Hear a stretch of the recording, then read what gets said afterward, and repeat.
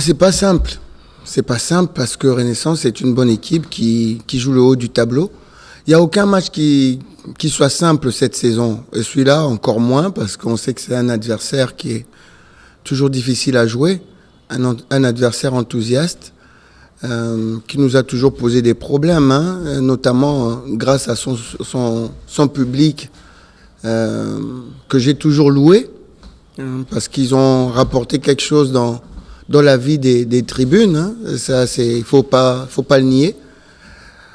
On aura, entre guillemets, la chance et la malchance de ne pas avoir les supporters dans les tribunes, mais à nous de faire en sorte d'être un peu meilleur que Renaissance demain pour remporter les 3 points. On est vraiment focalisé dans cette bataille qu'on se livre vraiment de façon acharnée.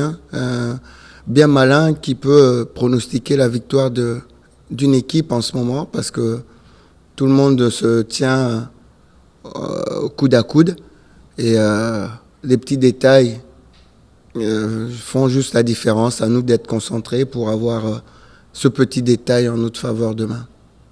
Non, deux matchs ne se ressemblent pas. Je crois que c'est la meilleure manière de perdre que de penser à cela. Ça, c'est un match qui va se jouer demain avec des joueurs qui ont changé de part et d'autre. Moi, je suis resté en place. Je crois que depuis la création de Renaissance, c'est toujours moi l'entraîneur de l'ASV Club. Mais de l'autre côté, il y a eu beaucoup de changements d'entraîneurs. Donc, ça va être un match différent. Renaissance est un petit peu comme l'ASV Club, c'est-à-dire que l'équipe change chaque année. Voilà. Nous, nos joueurs s'en vont un peu plus vers l'étranger. Ceux de Renaissance viennent plutôt chez nous et dans des clubs qui ont, on va dire, un petit peu plus de moyens que Renaissance. Et voilà, une nouvelle confrontation qu'il faut gagner. Il faut gagner parce que non seulement c'est un derby, mais aussi on doit avoir les 3 points. Des joueurs qui nous font peur, côté Renaissance. Non, c'est l'équipe en particulier. C'est l'équipe en particulier. Il y a des bons joueurs dans toutes les lignes. Je ne vais pas tous les citer, à commencer par Guy Serge qui a bonifié. Il a perdu un peu de poids. On savait que c'était un bon gardien, mais il avait tendance à prendre du poids. Cette année, il en a un peu moins, donc il est meilleur. Au niveau de la défense, une défense articulée autour de Joël, qui dirige tout. Comme on sait, il n'a plus la même vitesse qu'avant, mais il a toujours son intelligence de jeu. Et puis cette année, en plus, il a décidé, je sais qu'il n'aime pas trop monter pour mettre la tête, mais cette année, je crois, avec l'âge, il monte, il a déjà marqué. Mira au milieu qui continue à tourner, à courir tant bien que mal. Et puis devant, vous avez Diable. Il y a des gens qui ne connaissent pas sous ce nom-là, mais moi je le connais depuis très longtemps, même avant la JSK. C'est un gamin que j'avais détecté à Kitambo. J'avais fait une détection et il était parmi les joueurs que j'avais vus. Je l'avais intégré d'ailleurs dans la SV Club à l'époque. Donc voilà, il mûrit, il marque des buts et on sait que c'est un joueur très dangereux. Vous avez de l'autre côté, il a peut-être moins joué les derniers matchs, mais Messi est là, il est toujours capable de vous faire quelque chose à n'importe quel moment.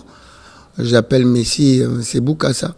Donc voilà, il y a des très bons joueurs, il faut se méfier. Alors celui qui dit ça, je crois qu'il n'est pas entraîneur. Celui qui gagne déjà ses matchs avant, donc à ce moment-là, ça ne sert à rien qu'on vienne demain.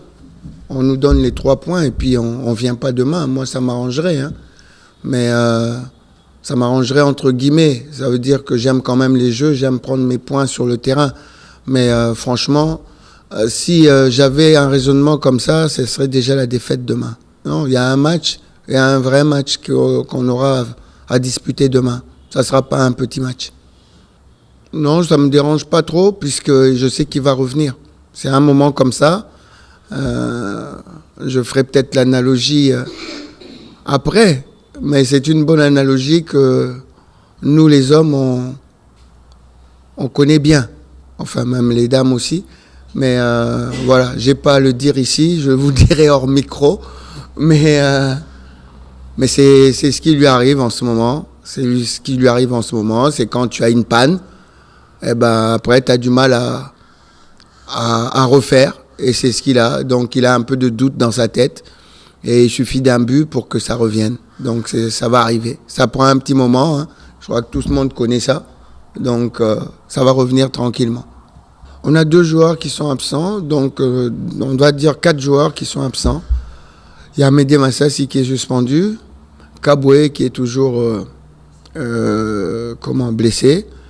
Et puis, il y a Beni Ouala et Roli Balumbi qui sont en sélection U20.